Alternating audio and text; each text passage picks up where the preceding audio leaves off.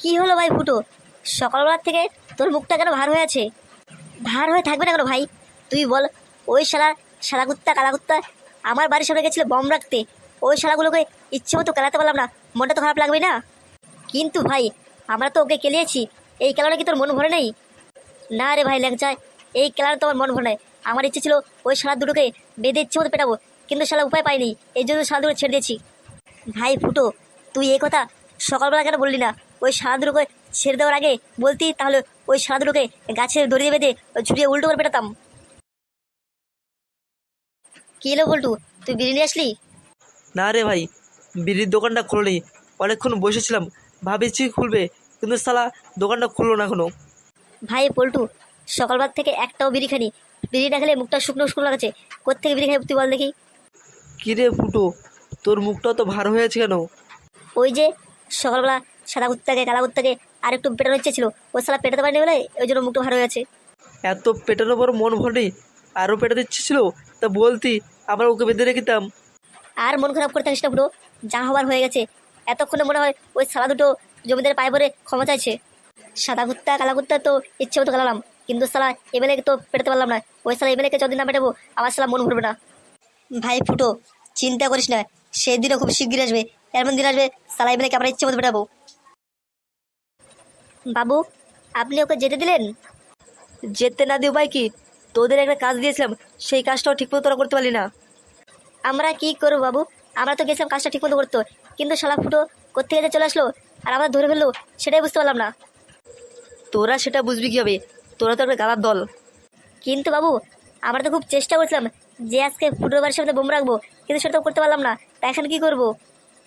তোদের ভাগ্য ভালো যে ফুটো তোদের পুলিশে দেয়নি। তোদের প্রথম দিন থেকে বলছি, যা করবি সাবধানে করবি, কেউ যত বুঝতে না পারে। আর তোরা শালা প্রথম দিনে ধরা খেয়ে গেলি। আমার বোঝা হয়ে গেছে, তোদের দ্বারা আর কোনো কাজ হবে না। আমার এখন কালু মস্তার কাছে যেতে হবে। এ কি বলছেন বাবু? আমরা আপনার কত কাজ করে দিয়েছি, আপনি একটু আমাদের উপর ভরসা রাখুন।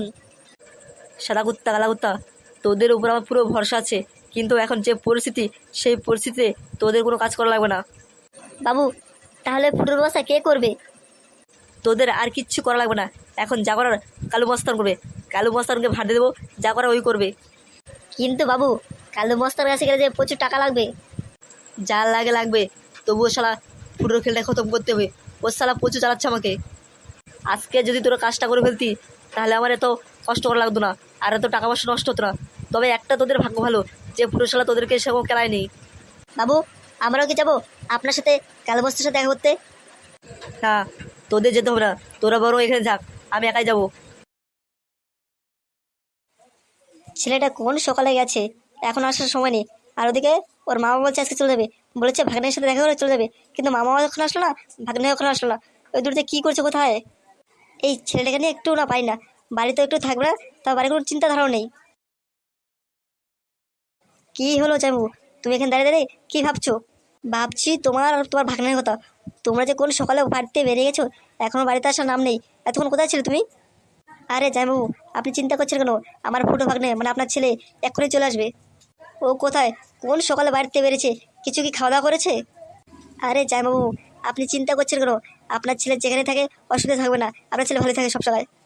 হ্যাঁ হ্যাঁ, জানি যে কত ভালো।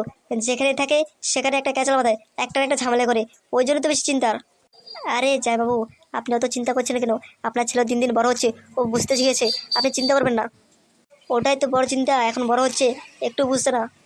কি যে বলছেন জামাইবাবু, এখনই তো বোঝার সময়, এখনই তো আস্তে আস্তে বুঝবে। কিন্তু আপনি চিন্তা করবেন না, আপনার ছেলে খুব ভালো। কত ভালো আমি জানি। সবসময় বিড়ি খেয়ে বেড়ায়, পড়াশোনা তো করে না, সবসময় দিকে দিকে ঘুরে বেড়ায়, আর স্কুলে যাওয়ার সময় মেয়েদের পিছন লাগে।